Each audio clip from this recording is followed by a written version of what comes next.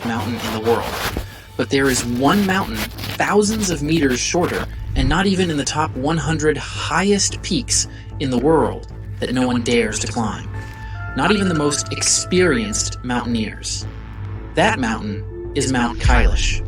In the late 20th century, a group of Siberian mountaineers attempted to summit this mountain. This was just a few decades after another group of mountaineers had attempted the same feat, but ended up vanishing without a trace. Hours into the climbing, each of the climbers made a shocking discovery. They had started to age, very rapidly. Their hair and fingernails had grown out significantly, making them look like they'd been living on the mountain for a few weeks, rather than just climbing for a few hours. Not even anywhere close to the peak of the mountain, the climbers decided to abandon the expedition and go back to their normal lives. Unknown to them, normal went out the door the day they decided to climb Mount Kailash. Barely 1 year after their climbing attempt, every single one of the climbers who went on that expedition died. And while that is mysterious enough on its own, the conditions under which all of the climbers died turn out to be even more strange. The climbers, who were all young men at the time of the climb, died of old age, which suggests that the mountain had caused them to age by decades in just 1 year. Experts who have been looking into this mountain say that this may not even be a mountain at all, citing its near-perfect sides.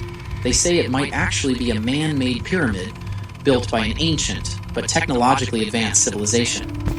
Some would conclude this race to be divine. Others would insist that they are extraterrestrial. For several days, I scoured the internet, reading, watching, and listening intently to literally everything I could find about Mount Kailash. The result of my findings? A lot more questions than answers. This is probably the most mysterious geological phenomenon to ever exist. Chapter 1. The Mystery of Mount Kailash. Mount Kailash, also known as Kailash Parvat, or the Stairway to Heaven, is located in the southwest corner of Tibet.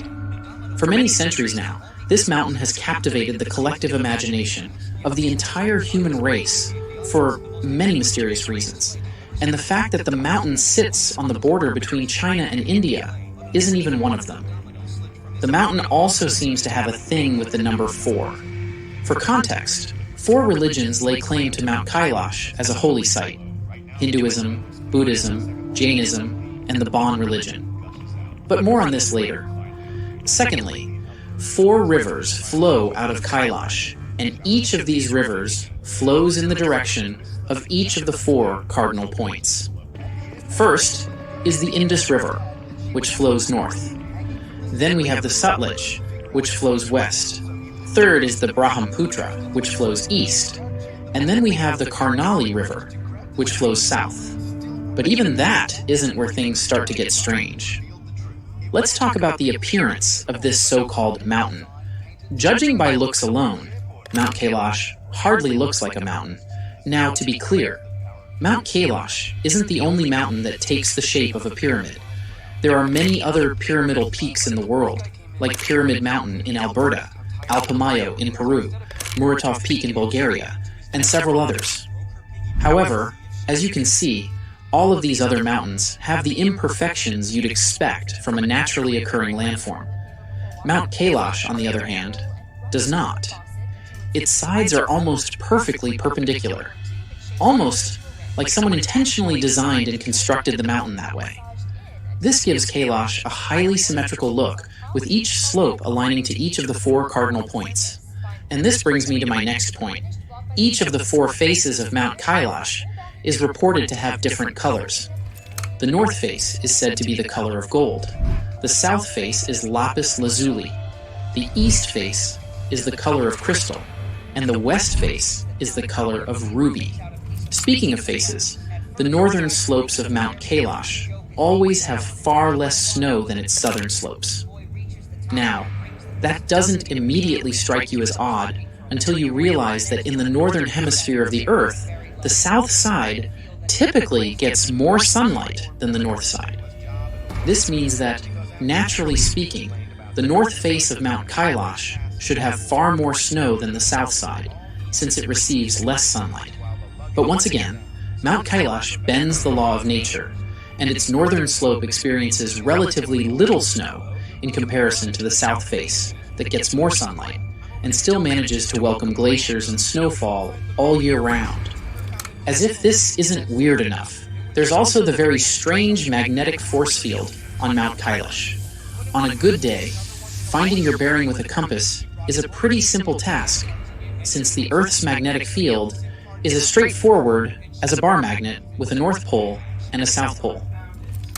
On Mount Kailash, however, that law seems to break entirely. People who have tried using a compass at Mount Kailash have found that it never works. The needles just keep spinning and never end up pointing north. Mount Kailash also has zero plant life, which is highly unusual. Mountains always have trees and plants growing out from their fissures. But strangely, on Mount Kailash, not even one plant can be found. It's completely barren. Now, here's where things go from weird to, quote, too coincidental to be random, unquote. The south face of Mount Kailash seems to come with a swastika inscribed on it. No one knows if this was inscribed by someone or if it was the result of natural activity. All we know for sure is that when the sun sets on the south side of Mount Kailash, the massive vertical ice cracks and horizontal strata of the rock form a shadow of a left-facing swastika, which, interestingly, is considered an auspicious sign for all four religions that consider Mount Kailash sacred. Amazed? Well, things get even weirder, because the swastika isn't the only ancient religious symbol inscribed on Mount Kailash. According to satellite views of the mountain, the face of Hindu deity, Lord Shiva, appears on Mount Kailash.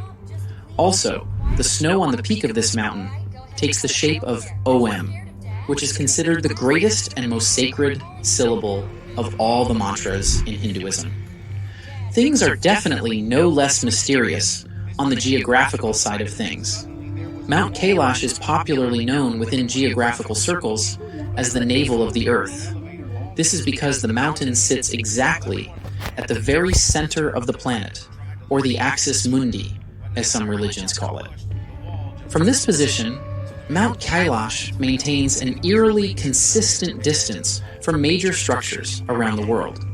For instance, Kailash is 6,666 kilometers away from Stonehenge, as well as the North Pole and the South Pole. Not weird enough for you?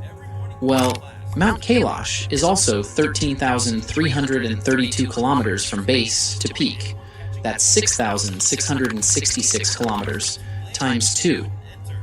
On top of that, Mount Kailash has these two lakes which bend the laws of science just as well as Kailash itself does.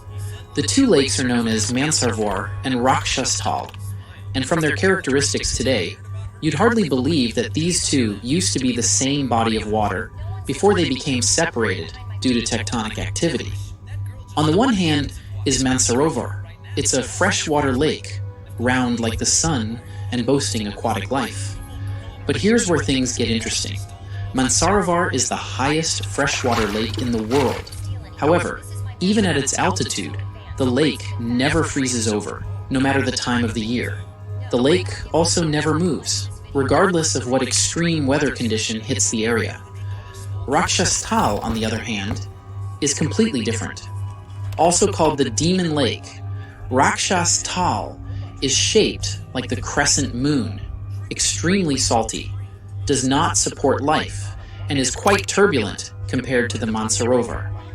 On top of that, locals claim that the Rakshastal periodically vanishes, leaving behind parched ground, only to mysteriously reappear at full volume later, like it never left in the first place. This is why some people refer to the lake as the Ghost Lake. However, none of these features of Mount Kailash are as bewildering or as terrifying as the experiences people have had trying to climb this mountain. Besides the horror story of the Siberian climbers, who died of old age after climbing Mount Kailash, there are other less terrifying but still unexplainable encounters that climbers have recorded on this mountain. In fact, except you're a hardened cynic, you'd probably be, at least, open to the idea that there's something or someone on this mountain who does not want anyone climbing it. Climbers have reported finding themselves suddenly going back the same way they came while trying to get to the peak of the mountain, almost like the mountain changed position as they climbed. Others were forced down by sudden, unexplained blizzards or rainstorms from nowhere, while some simply felt a mysterious wave of illness that made it impossible for them to continue. Colonel Wilson, one of the many mountaineers who tried to scale the summit of Mount Kailash, said, "Just when I discovered an easy walk to the summit of the mountain, heavy